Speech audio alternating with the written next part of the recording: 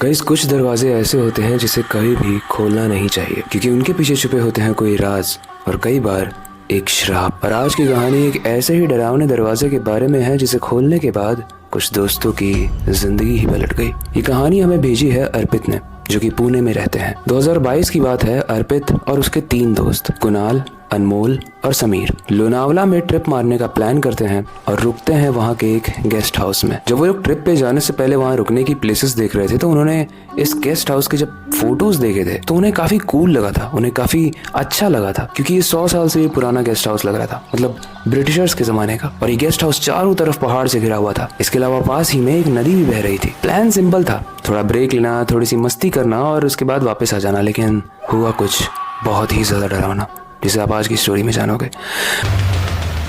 ये चारों दोस्त एक टैक्सी में बैठ के लोनावला में पहुंचते हैं। जब ये लोनावला में पहुंचे तो अक्सर वहां पर बारिश बहुत होती रहती है और उस दिन भी मौसम काफी खराब ही था और वहां जो धुंध भी दिख रही थी उसकी परत काफी मोटी प्रतीत हो रही थी। इसके अलावा बारिश भी बहुत तेज हो रही थी। लेकिन वो जैसे ही गेस्ट हाउस के गेट पर पहुंचते हैं वहां पर खड़ा होता है वहां का केयर टेकर और उसका नाम था रामदास काका। रामदास काका ने उन सब का ही लगेज उठाया और उन्हें अंदर बुलाया। वो उन्हें गेस्ट हाउस दिखाने लगा। लेकिन गेस्ट हाउस दिखाते दिखाते उन्होंने एक चीज बोली रामदास काका ने, जो सबको ध्यान रखनी चाहिए। उन्होंने बोला कि रात में एक पुराना लकड़ी का दरवाजा है स्टोर रूम में, उसे कभी मत खोलना क्योंकि उसके पीछे कुछ कैद है, कुछ बहुत डरावना कैद है। सबने रामदास काका का मजाक उड़ाया। उन्होंने बोला क्या काका, आप भी आज की डेट में कौन ये सब फालतू बातें करता है। अर्पित बोलता है यहाँ तो सही में हॉरर वाइब आ रही है, लगता है हमें व्लॉग रिकॉर्ड कर देना चाहिए, हम वायरल हो जाएंगे। सबको लगा ये ट्रिप बहुत नॉर्मल हो जाएगी, लेकिन वो गेस्ट हाउस नॉर्मल नहीं था। किसी तरीके से वो लोग दिन बात करके खा पी के गुजार लेते हैं और वक्त आता है रात का।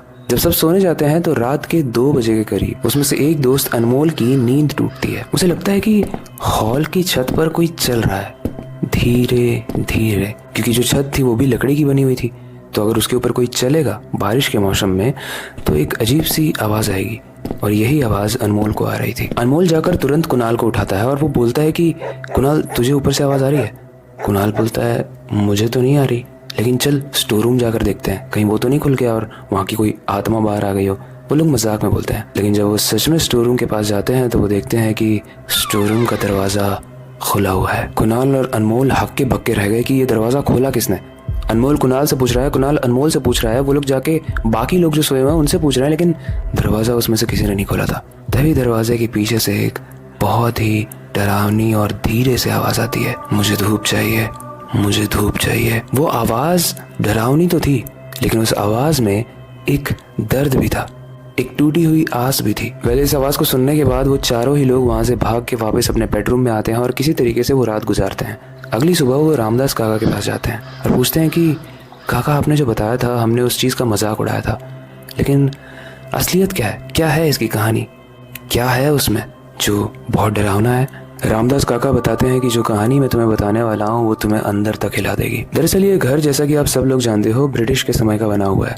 यहाँ एक लड़की रहा करती थी जिसका नाम था एलिजा। वो एक सिंपल, प्यारी एंड बहुत ही टैलेंटेड लड़की थी। लेकिन एक दिन उसके ऊपर नजर पड़ती है एक ब्रिटिश ऑफिसर की जिसका नाम था एडवर्ड। एडवर्ड उसको दोस्ती के बहाने अपने गेस्ट हाउस में ले आता है। लेकिन एडवर्ड कोई नॉर्मल आदमी नहीं था, बल्कि वो एक दरिंदा था। उसने एलिजा को बुलाया और एलिजा को जूस पिलाते हुए उस जूस में उसने नशा मिला दिया। और जब एलिजा को होश आया तो एलिजा स्टोर रूम में बंद थी। उस दिन के बाद से हर रात एडवर्ड उस स्टोर रूम में जाता, उसे लॉक करता और एलिजा के साथ गलत काम करता। हर रात एलिजा बस चिल्लाती ही रहती, कोई है, मुझे बचाओ बचाओ। लेकिन एडवर्ड वापस बाहर निकलता और गेट को लॉक कर देता। एडवर्ड को डर था कि अगर मैं इसे खाना दूंगा तो कहीं ये ताकतवर होके गेट तोड़ के भाग न जाए, तो वो उसे खाना भी नहीं देता था। लेकिन ये गेस्ट हाउस शहर से इतना दूर था और इसके दरवाजे भी इतने मोटे थे कि किसी के कानों तक ये बात पहुंच ही नहीं पा रही थी। एलिजा रोज अपने उस स्टोर रूम के विंडो पर अपना सर मारती थी और एक दिन जब वो विंडो टूट गई तो एलिजा ने कूद कर अपनी जान दे दी। अब कहा जाता है कि एलिजा तो मर गई लेकिन उसकी आत्मा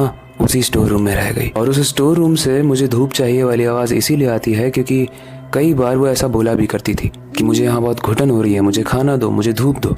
तो उसमें से काफी सारी चीजें आज भी उस स्टोर रूम से सुनाई देती हैं। गाइस, रामदास काका ने एक और चीज बताई थी कि इस कहानी में जो एलिजा है वो कोई बुरी आत्मा नहीं है, लेकिन वो उन लोगों को भी नहीं छोड़ती है जिन्होंने कभी ना कभी कहीं ना कहीं किसी न किसी लड़की को प्रताड़ित किया हो। एंड गाइस, मैं आपको बता दूं कि अनमोल एंड समीर काफी ही बदतमीज लड़के थे। उन्होंने कॉलेज में भी लड़कियों को परेशान किया था, अपने ऑफिस में भी परेशान करते थे। लेकिन अब देखो कहानी में होता है क्या। वो दिन किसी तरीके से बीतता है और अब आती है उस घर में दूसरी रात। अनमोल की आंख वापस से टूटती है और उसे इस बार फिर से उस स्टोर रूम से आवाज आती है, मुझे खोल दे, मुझे धूप चाहिए, नहीं तो मैं तुझे खा जाऊंगी। अनमोल जब उठता है तो उसका तकिया पूरे तरीके से खून से भरा होता है, लेकिन जब वो अपने आप को दिखता है तो उसके ऊपर कोई खरोच भी नहीं थी। तो वो खून था किसका? सब लोग शॉक में हॉल में आते हैं और स्टोर रूम का दरवाजा फिर से खुला हुआ था। वो लोग आपस में काफी डिस्कशन कर रहे होते हैं और काफी देर तक ये डिस्कशन होती है, लेकिन बीच में ही अनमोल को आ जाती है सुस्सू। अनमोल वॉशरूम जाता है और उसके बाद अनमोल कभी नहीं आता है। उसके बाद जब वो लोग रामदास काका से पूछते हैं कि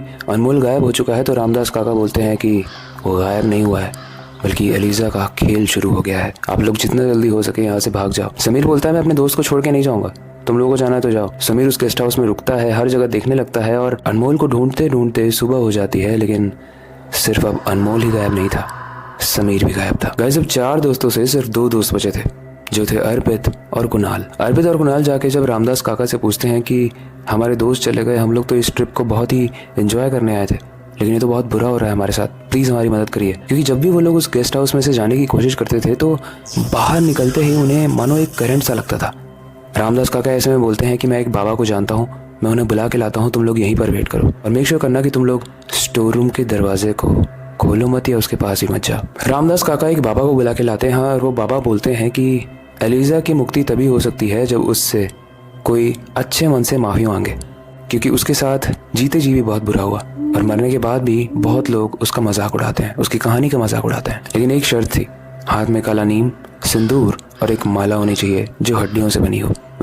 इस सब का जुगाड़ तो वो बाबा कर देते हैं और कुणाल डिसाइड भी करता है कि मैं जाऊंगा एलिजा से बात करने के लिए। अब वक्त आ चुका था कि कुणाल अंदर जाए और धीरे धीरे वो स्टोर रूम की तरफ बढ़ रहा है और जैसे जैसे वो बढ़ रहा है उसकी दिल की धड़कन भी बहुत तेज हो रही है। लेकिन फाइनली वो स्टोर रूम को खोलता है, अंदर एकदम अंधेरा। वो अंदर जाता है और अंदर से फिर वही डरावनी आवाज आती है कि मुझे रोशनी चाहिए थी, तुम लोग बार बार मेरा दरवाजा क्यों बंद कर देते हो। इससे पहले कि कुणाल सोचे कि वो मरने वाला है, वो आंख बंद करता है और वो बोलता है कि एलिजा माफ कर दो, हमने तुम्हारा मजाक उड़ाया, हम में से कोई भी एडवर्ड नहीं है और एडवर्ड जैसे हर इंसान को अपनी सजा मिलनी चाहिए। हम भी नहीं चाहते थे कि हमारे दोस्त समीर और अनमोल के साथ ऐसा हो, लेकिन तुमने ऐसा किया। अब तुम्हें शांति मिल जानी चाहिए, क्योंकि हमारा तुम्हारा मजाक उड़ाने का कोई भी ऐसा इंटेंशन नहीं था, इसलिए हमें माफ करो और हमें भी अपने घर में जाने दो जिस तरीके से कभी तुम जाना चाहती थी। दरवाजा जोर से बंद होता है, माला जल जाती है और कुणाल अंदर बेहोश पड़ा हुआ था। गाइस, अगली सुबह कुणाल और अर्पित सेफली वहां से निकलने में कामयाब होते हैं। वो रामदास काका को थैंक यू बोलते हैं और डिसाइड करते हैं कि वो कभी भी